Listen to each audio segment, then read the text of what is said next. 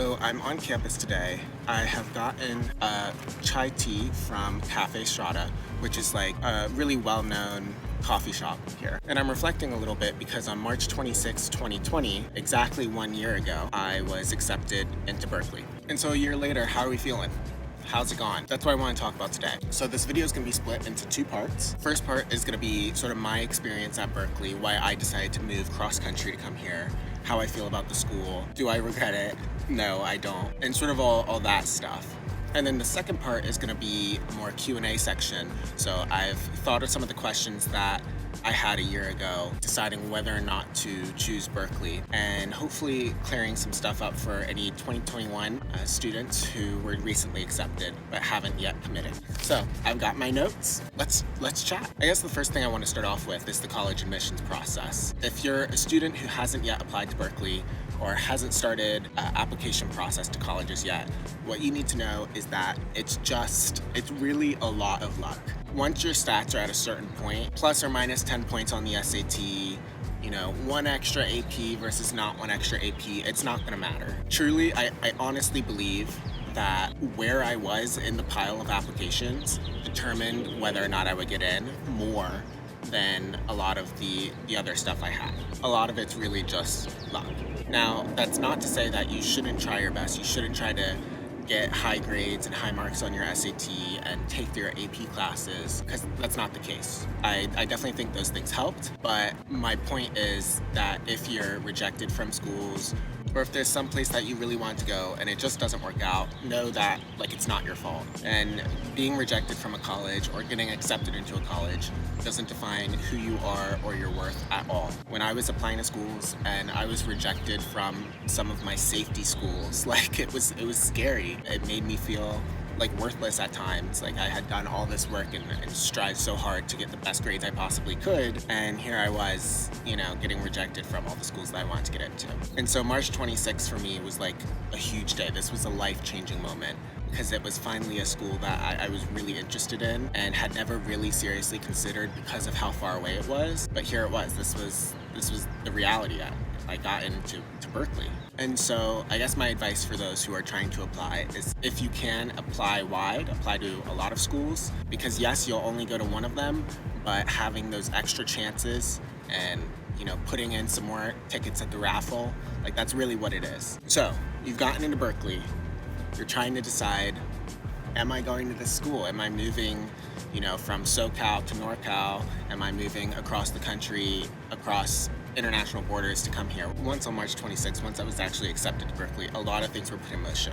The first couple things were joining all of the Facebook groups. There's going to be a Facebook group for your class year. In my case, that was 2024. There may also be Discord groups. You should also, if you're interested, join the Facebook meme groups. There's one called Overheard at UC Berkeley and another one called, I think it's UC Berkeley Memes for Edgy Teens, or something along those lines. And I think just joining those where you can see some of the peers that have also been accepted, get a feel for the vibe of what Berkeley might look like in your class, and then also get a feel for the vibe of the people already there making jokes out of their situation. Another thing you should join is the Reddit. The Reddit's a great place to go for other questions too. So if you have a question that you can't really find the answer to, Reddit's where people are gonna help you out.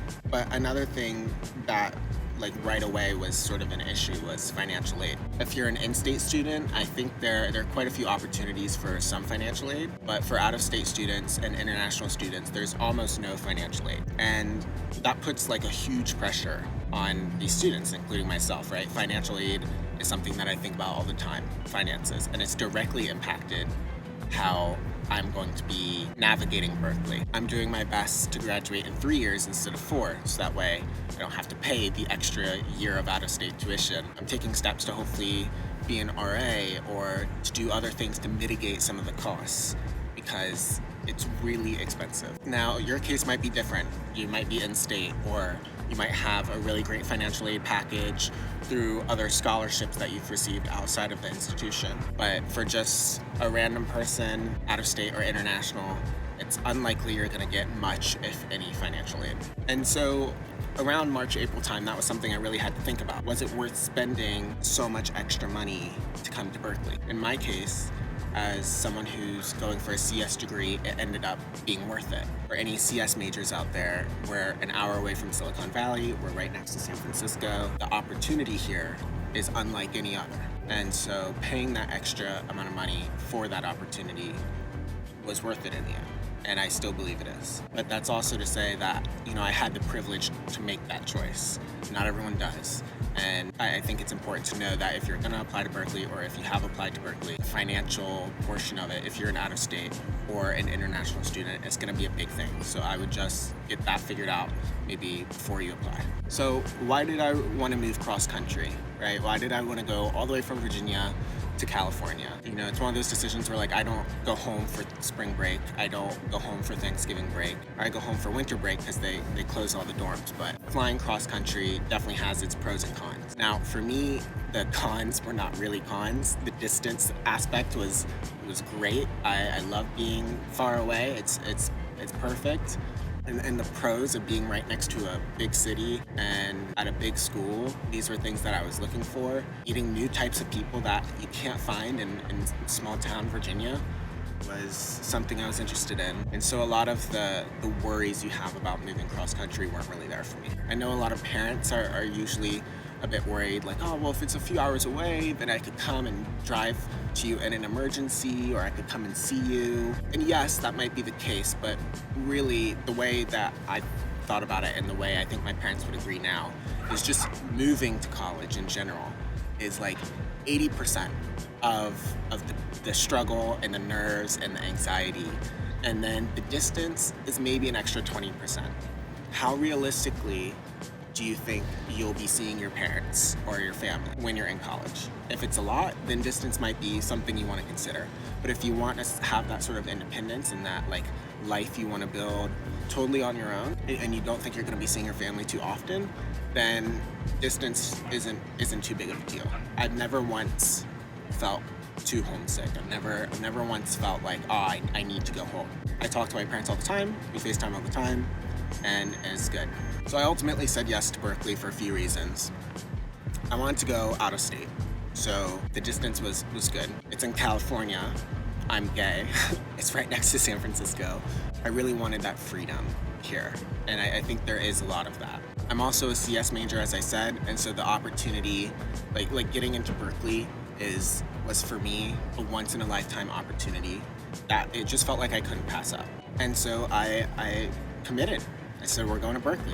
Now, once you ultimately decide to commit to a school, once I decided, this was, 2020, so right during the beginning months of the pandemic, it also meant that I wasted a lot of the time that I had just sitting at home. I remember I watched 2 seasons of Grey's Anatomy in a few days, and I thought to myself, wow, I'm just sitting here wasting my last couple weeks away in Virginia and not hanging out with the people that I truly care about. So no matter the college you choose to go to, I think it's important to just tell yourself and to remember and do your best to get out there, spend time with your friends while you can, really valuing that special time in between high school and college. I have a lot of fond memories from that time. Having that countdown to leave Virginia was really thrilling and nerve-wracking, but you make a lot of really good memories with friends if you put yourself out there.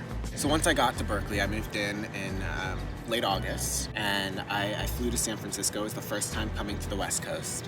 Drove over to Berkeley, moved in there, move-in day. I drove up Telegraph Avenue with my parents, which is the main street. And it was the first time I'd ever seen the school. And that first week or two, it's scary because you don't know a lot of people.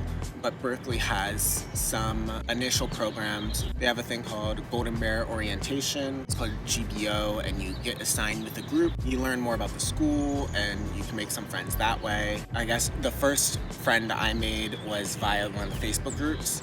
And the second friend I made was my neighbor. I just walked across the hall and said, hey, we're neighbors, we should probably know each other. And I think my experience might be different because I spent my first year here at Berkeley in the middle of a pandemic, and really balancing your personal health with trying to build that social network is difficult. And if next year we're still having a lot of these pandemic routines, it will continue to be difficult. But it's never once been not worth it. Figuring out adult life was also something fun, and being independent has been really exciting and really fun and enlightening. When you're alone and there's like no family there, it's different. Alone is actually alone. It's not just in your bedroom. You know, you can do whatever you want, whenever you want, and you don't have to ask anyone to do it. And that's the really exciting part about learning to be an adult. It's having that freedom. Now, with that being said, all the stuff that was pretty mundane and routine gets more difficult too. Doing laundry it's a hassle. it's an event. It's not just, if you grew up in a suburb, it's not just walking to the basement or walking to wherever your washing machine is. It's a journey. Okay, going grocery shopping, there's not a lot of really good places near the units here to go grocery shopping. So it's gonna be a bus ride, dealing with public transport, carrying all your own bags in one go. And you better hope they haven't closed the bus stop that day for construction, or else you're screwed and you have to walk to another one. And so I think those are the only things I really miss about being home, and some of the things that I do look forward to are just not having to worry about laundry, not having to worry about going grocery shopping so often. The convenience of that is what I miss. And then also something to think about is food. Eating in a dorm is really challenging. You only have a microwave and a mini fridge, and so it's hard to really find things that are fresh. I'm a picky eater. I usually don't like salad, and so like, what am I gonna have that's healthy, that's not necessarily frozen? Those things are really difficult, and I think food for me was the number one like big thing that I've still had to try and figure out. And of course, Berkeley offers some dorm food. My experience with the dorm food has been that it's been really bad. Cal dining is not good. It's not great. My experience has also probably been changed by the pandemic, in that it's not just like a serve yourself, walk up and go kind of thing. And so the meal selection is a little more limited. It's really hit or miss. Okay, cool. I had to move. There was noises.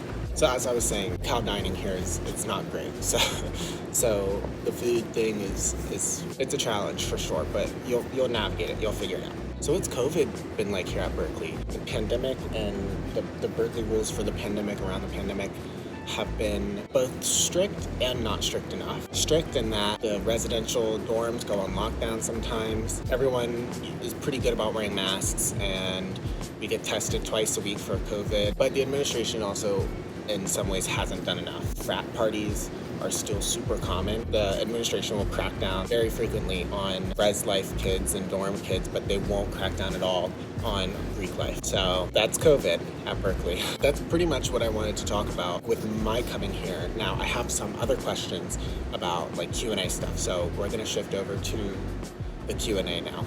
So let's talk about the two different computer science degrees first. There's an engineering CS degree, and then there's the College of Letters and Science CS degree. I am in the Letters and Science CS degree. My understanding is, as of now, if you're going to be applying to Berkeley, the LNS CS degree is easier to get into than the engineering one. But don't quote me on that. They're changing a lot of the requirements for the LNS degree, and I think that's going to impact admissions a bit. So for 2022 students, you may want to check on that. But for those who have been admitted and are interested in the CS degree, the way it works is, if you're in LNS, you have to take these 3 CS classes. It's CS 61A, CS 61B, and CS 70. And you have to pass those classes with an average of a 3.3 GPA. Now, depending on the teacher you get, that might be easier or harder. You might be totally fine in the class, or you might be having a mental breakdown. It's really dependent on the teacher.